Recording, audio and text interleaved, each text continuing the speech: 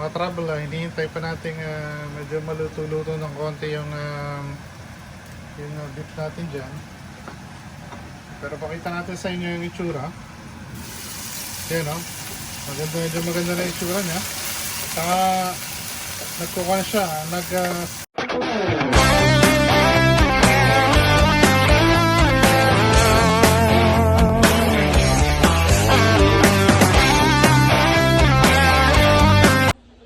Magandang buhay mga ka-travel at samahan nyo ako at isa na namang panibagong araw to. Saan na pala kayo kung medyo nawala tayo ng mga ilang araw. Medyo shot po tayo ng flu at saka COVID shot booster. Nagkaroon po tayo ng reaction at medyo nagkasakit po tayo ng ilang araw. Kasi hindi po tayo nawala tayo sa sirkulasyon. Pero ito, medyo nakaka-recover na po tayo. So kaya samahan nyo ako at magluto na naman tayo sa panibagong luto ang gagawin natin. Bigyan natin ng hustisya itong lulutuin ko. Sana maging ayos naman. At samahan nyo ako. At tingnan natin kung ano magiging ganap na naman dito sa lulutuin natin. So, beef shrimp seafood with cream of mushroom. Siyempre, lagyan natin ng lomi noodles. Parang pancit style pero lomi ang style. So, paano? Samahan nyo ako. Gawin natin at intro, diretso na hanggang sa matapos. So, paano? Mga travel, gawin na natin. Mga trouble, ito po ang mga recipe na gagamitin natin. So, meron tayong repolyo, onion, pero hindi po natin lalagay lahat yan, mga konti lang. Tapos meron tayo dyang garlic, mushroom, cream of mushroom, syempre yung shrimp natin, at saka yung steak natin. At syempre, yung ating noodles ay nasa likod ko. So, ayan. Tapos yung mga spices natin na nagkalat dyan, ayan. Sama na natin yan. So, syempre itong kawali. Painitin natin yung kawali. At buksan natin ito medyo maingay na konti. At samahan nyo akong lutuin to. So, init lang natin yung kawali. Buksan natin yung kala. Yun. Ipahin na po. Ito, lang siguro lang natin huwag makabot yung mga nakalagay natin dyan. Tapos hintayin lang po natin na uminit yung kawali, matuyo ng konti yan. Tapos simulan na natin ang labanang bakbakan. Ayun po, so paano? Balik ako, mamaya konti. Hindi lang po. So gaya ng dati mga katrabo, magsisimula tayo ng olive oil. Ayan, konting olive oil dyan. At simulan na natin yung ating sibuyas at bawang dito. Ayan, medyo malambot pa to. Kunting sibuyas.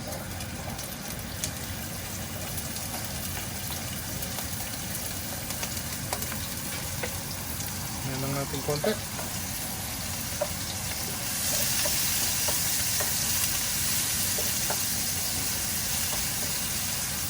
Ayan.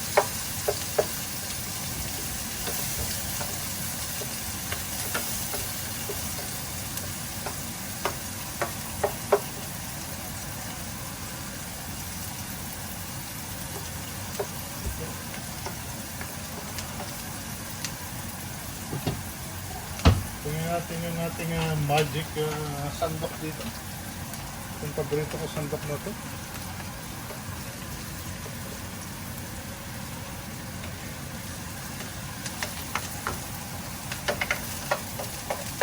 Yan, luto-lutuin lang natin yung sibuyas ng konti.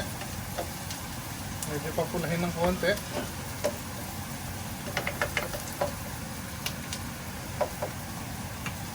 Ito po. Hintayin lang tayo konti, papulahin lang natin. Kaya mga travel, habang naghihintay tayo, kapento lang ako konti. Alam nyo yung inihintay nyo yung dragon fruits, nadaanan ng pinsan ko isang araw. So di ko na na-videohan, hinarvest niya na. Hindi siya masyadong lumaki pero katamtamang size pero okay naman. Napakinabangan yung tatlong bunga yung napitas natin. So may mga dalawa o tatlo pang natitira doon. So hopefully yung pag in-harvest natin natin.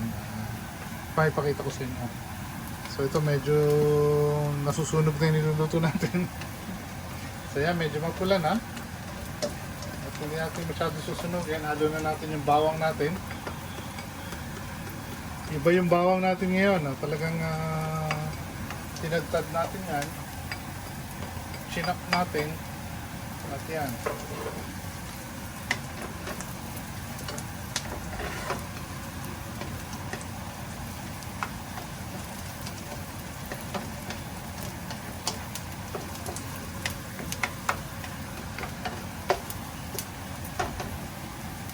Yung mga trouble, yung mag-sautay lang ng bawang at sibuyas, ang sarap na ng amoy eh.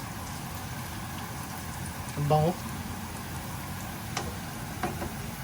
So, pagkatapos nito, iluto muna natin yung beef. Kasi yung beef medyo matagal ito yun eh. Medyo matagal na konting proseso yun. Pero di naman natin kailangan lutuin ng husto kasi beef yan. Pag tinagalan niyo yung luto, titigas siya. So, ikuan lang natin, sautay lang natin ng konti itong bawang, tsaka sibuyas. Yan, medyo mapula na siya, kumaganda na yung kulay niya. Pero huwag natin masyado sunugin kasi papait yan.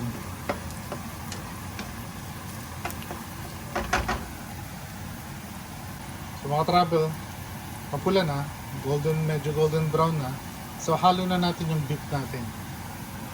Ito palang beef na to, meron na tong marinated na salt and pepper. So may timpla na yung salt and pepper to. Siguro mga 2 hours din na kumarinate sa salt and pepper. So yan, lagyan natin siya.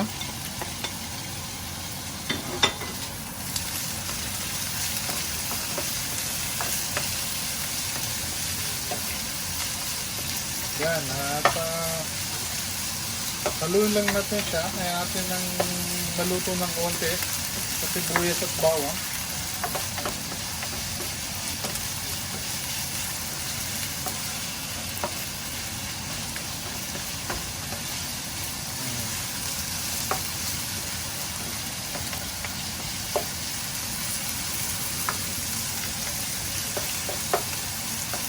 So, hayaan lang natin siyang maluto ng konti yung beef natin. Tapos, naman konti, timplahan natin ng timplahan natin ng konting condiments. Tapos, actually hindi. Hayaan ko munang maluto ng konti. Tapos halo ko yung hipon para maluto na rin yung hipon. Saka ako titimplahan ng condiment. Para sabay silang maluto.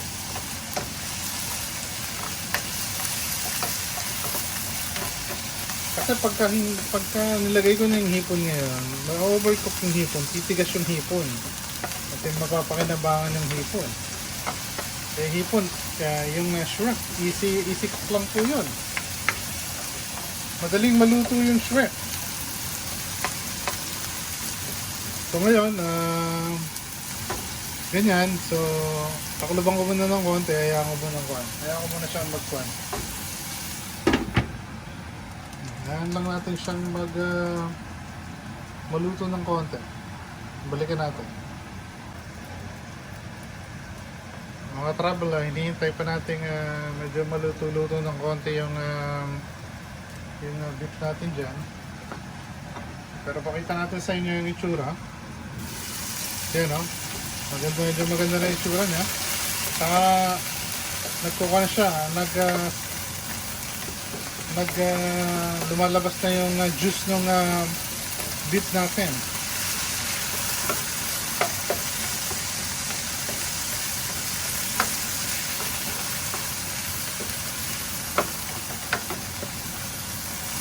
So mga konting mga ilang minuto pa.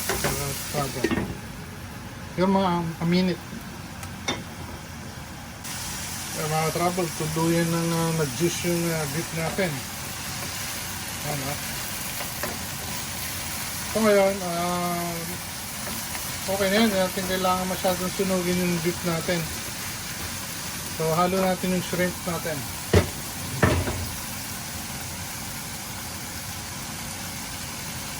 Yan.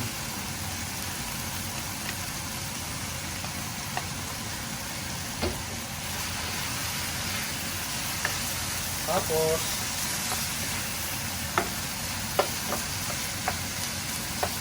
ganyan, medyo timplahan natin yung natin. Bravo. Timplahan natin ng konting oyster sauce.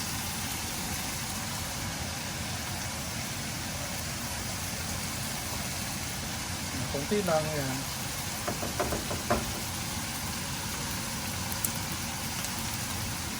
Tapos konting, na-block yung camera. So, may konting rice vinegar.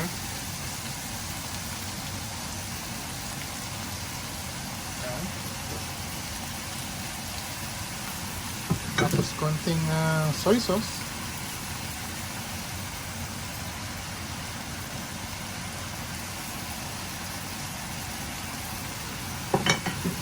Tapos haluin natin ng bahagya.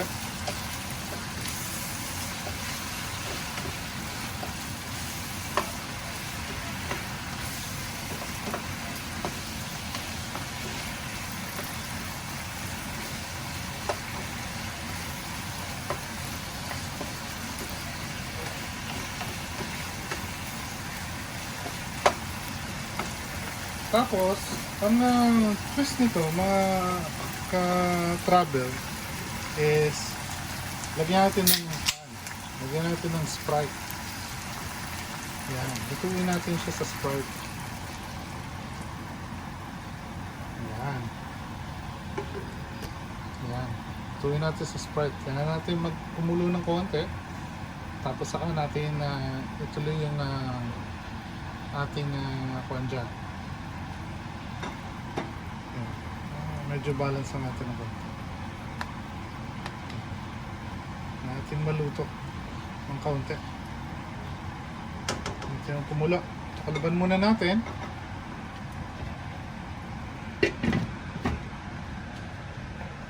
Ayan. So, habang naghihintay tayo, yun. Trouble, shoutout lang muna natin yung mga kasama natin sa mga creator dyan na Team Magandang Buhay. Shoutout sa inyo. At syempre, sana okay kayo. At sana ipatuloy yung suportahan tong ginagawa nating vlog. Parang lapit ko sa camera, tantakin ang mukha ko. Yun po. At ano ba, Sunday po ngayon sa amin. Bukas may pasok na naman tayo, panibagong bakbakan na naman. At ayun lang, invento lang itong niluluto natin. Medyo invento ng konti. Invento si ka-travel eh. So yan, kahit ako di ko alam magiging lasa nito. Kasi may cream of mushroom. Tapos may Sprite konti. So matamis-tamis na lasang mushroom. Basta yun. Tingnan natin kung ano magkalalabasan mamaya. So, yun lang. At balikan natin yung niluluto natin. Mga trouble. Yan na siya, kumukulo na. Kanina, medyo tinikman ko. Okay naman yung timpla nung so far. Hindi ko lang masyadong sigurado pag umabot tayo dun sa cream of mushroom at saka sa mushroom. Kung anong magiging lasa. Pero dahil sa timplang okay naman. So, ayun. At ayan, habang hinihintay natin medyo maluto ng konti yung shrimp natin. Ganda ng shrimp natin, di ba? Lalaki. Yun po. So, mga ilang minuto, mga siguro mga ilang seconds pa. Hahalo ko na yung mushroom, cream of mushroom. Tapos hintay lang natin mag-boil ng konti. Tapos halo na natin yung noodles natin. Tapos halo natin yung repolyo natin. Ayos na, buto-buto, pwede na yun. Ganun-ganun lang naman yun eh. Isang quick and easy meal na naman tayo na sariling invento ni Katrado. Hindi ko lang alam kung anong lasa. Pero sigurado naman ako magiging masarap yun.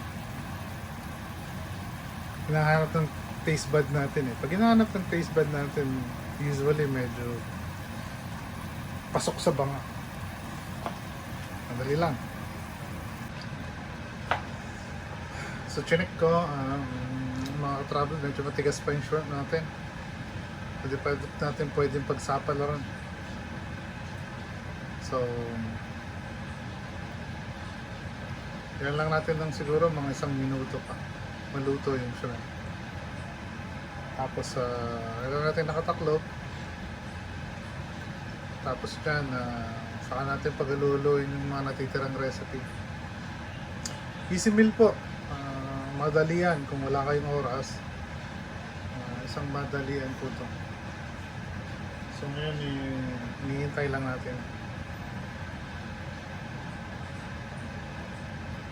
Sige, balik po ako pagka ready na natin halo yung mga natitirang condiments natin dyan. At wish ko lang na ma-enjoy natin itong araw na to. Mga trouble, nire-ready na natin yung mushroom at cream of mushroom natin. Tignan natin ano nang itsura.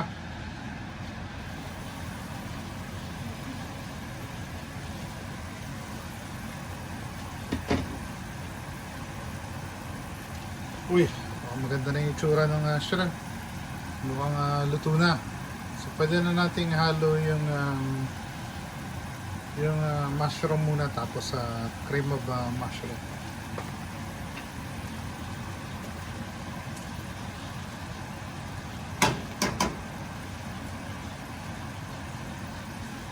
Magic sandok.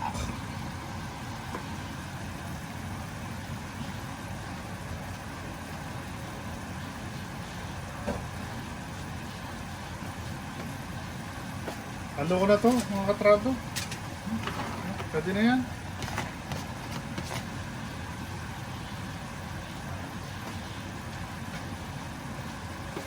Medyo haluin lang natin ng konti.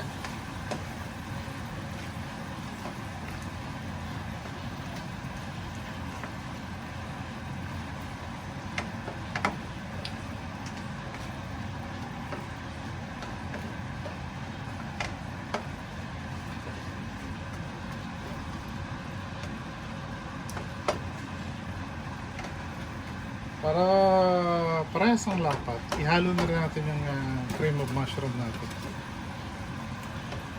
Kasi yun, medyo konpo yun eh, medyo malapot yun. So malamang mag-a-add tayo ng konting water dito.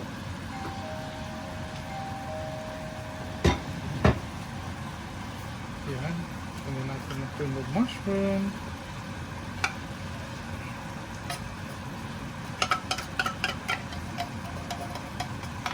May tao, me.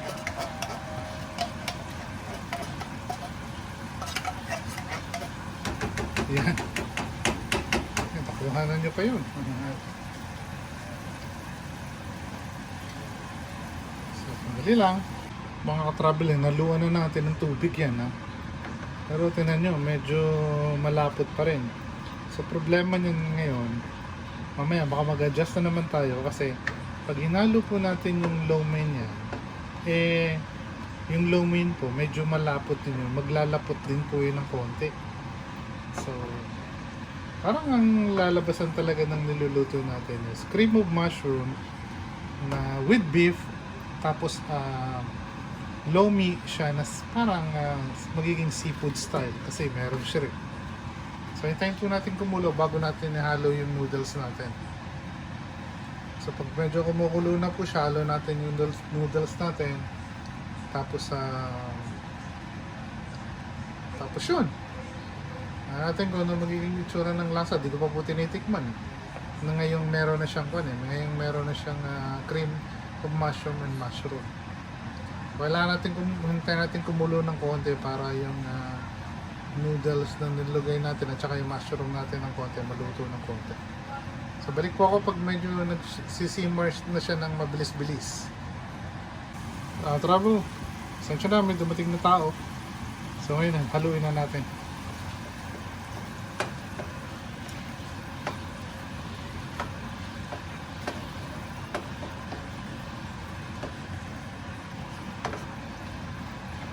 Medyo magiging malapot po yan kasi yung cream of mushroom malapot po. Ayan o, yun ang sinasabi ko sa inyo. Ma-absorb lahat yung sabaw ng cream of mushroom.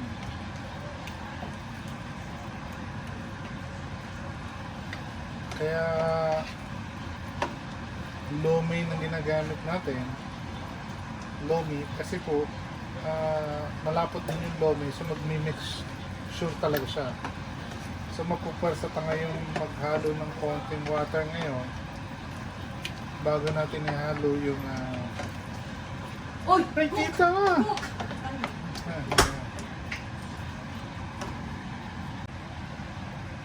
Ang travel, ang ganda na ng itsura. Kumukulo-kulo na siya.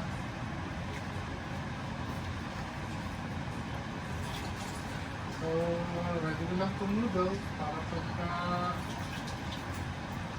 ready na siya, mahalo na natin.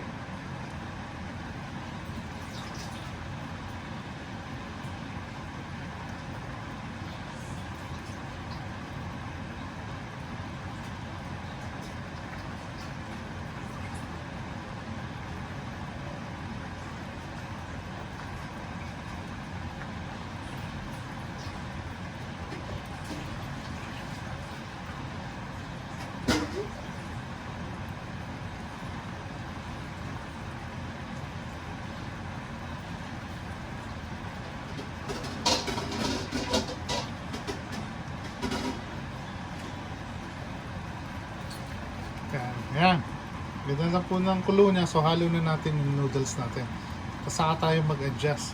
Kung kailangan ba ng kaunting paalat o kailangan ng kaunting tubig, malalaman natin. Kasi ihigo po itong noodles natin. Dali lang.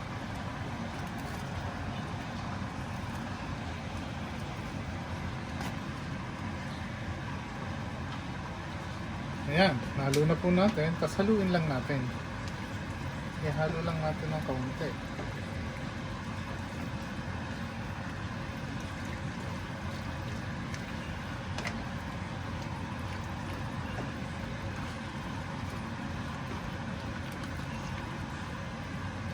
Mukhang di naman po natin kakailanganin siguro dagdagan ng ng ating sabaw. Hintayin lang natin na maluto ng konti yung noodle, which is mabilis lang pong maluto yan. So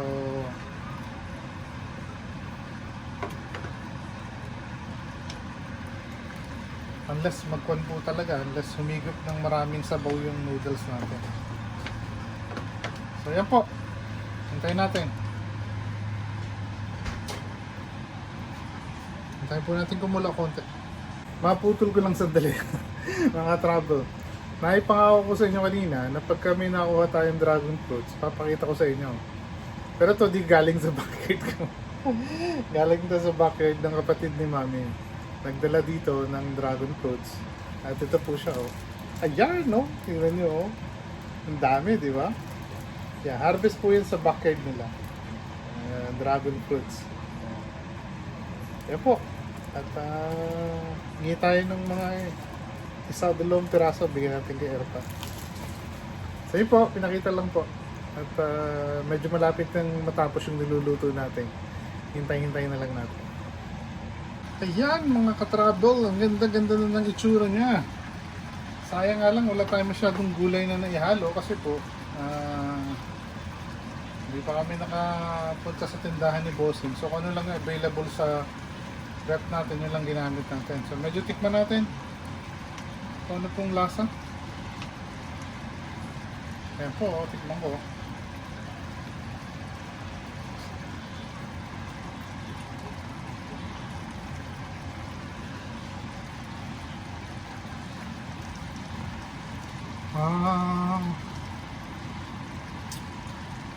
Konti na lang sigurong salt, tapos konting pepper, okay na.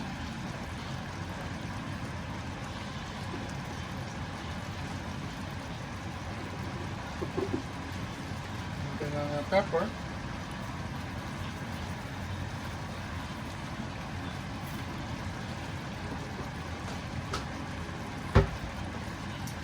Tapos ito na pong lagay natin, garlic salt, meron ako dito.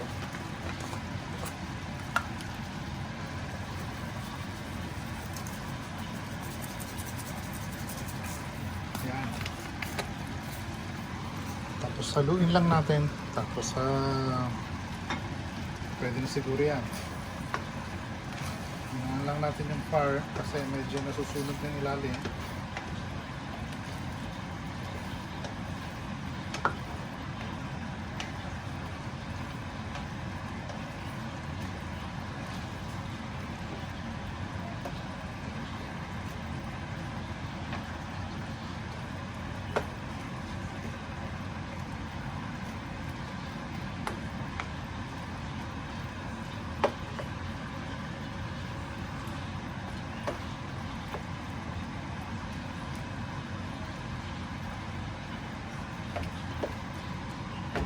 So, tikman natin konti. Ang bravo.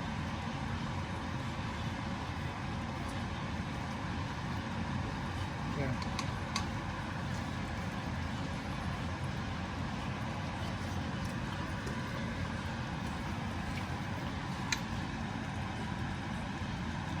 Ayos na po. Patayin lang natin. Magpalit lang ako ng damit. Tapos patikim natin kay Airpat kung papasa kay Airpat. Balik ako.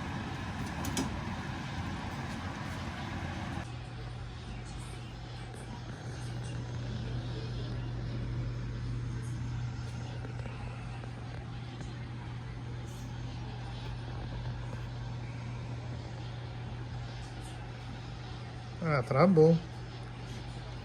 Yan na po yung niluto natin. Yan na po siya. Ayan, ayan, ayan, ayan, ayan, ayan. O, diba? Yan na sinasabi ko. O, halika na, tikman natin. So, mga katrabo. So, ito na po. At natapos na natin, nagawa na natin. Ito na po yung mushroom. Yan, may mushroom tayo dyan. So, tikman po natin. Kain tayo mga katrabo.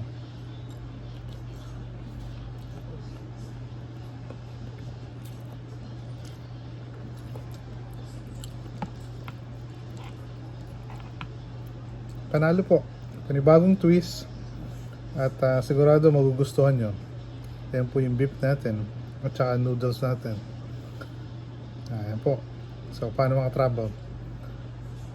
Tirahin ko muna to bago pa tirahin na iba. Magandang buhay mga travel hanggang sa muli. Magandang buhay mga ka-travel hanggang sa muli. Please like, subscribe, and follow to stay informed about new uploads. Thank you for watching.